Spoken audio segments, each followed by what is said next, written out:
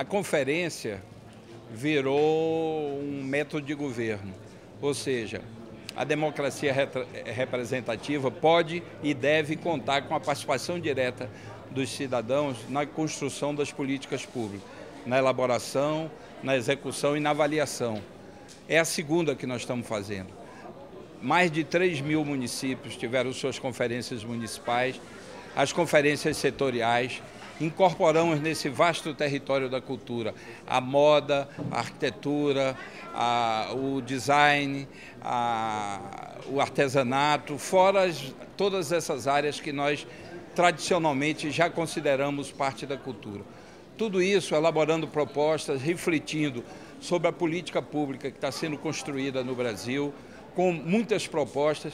Eu vi proposta até sobre o SICONV, que é um detalhe burocrático da maneira que o Estado brasileiro organiza a recepção de processos e a tramitação desses processos. Isso reflete de que a conferência vai ter um efeito muito positivo. Eu tive agora uma pequena coletiva de imprensa e talvez parte da imprensa não perceba essa grandeza, porque vai querer nos colocar no âmbito da problemática de outras conferências que já aconteceram.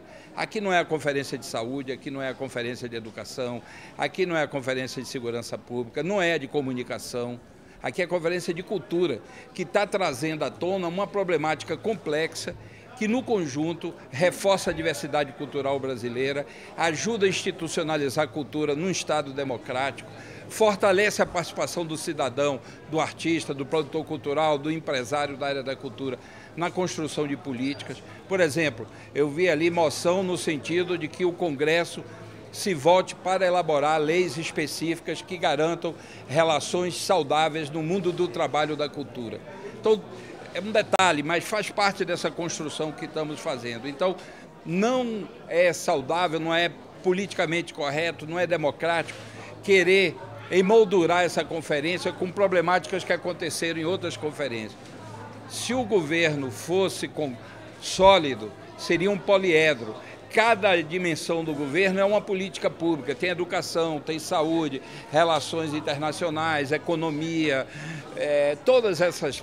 E aqui essa conferência está se encarregando de trabalhar, de produzir um resultado para que o Estado brasileiro tenha uma noção clara do que é que deve ser feito, tanto o governo federal, os governos estaduais, municipais, o Congresso, é exatamente a área de cultura. Então, a grande relevância é isso. Nós estamos trabalhando aqui, mais de 1.500 delegados, convidados, quase 2.000 pessoas estão participando desse congresso, de todo o Brasil, de todas as áreas da cultura, com um respeito imenso pelas diferenças de opinião. As moções estão sendo votadas, as prioridades serão votadas também. Então, essa conferência vai ter um impacto enorme.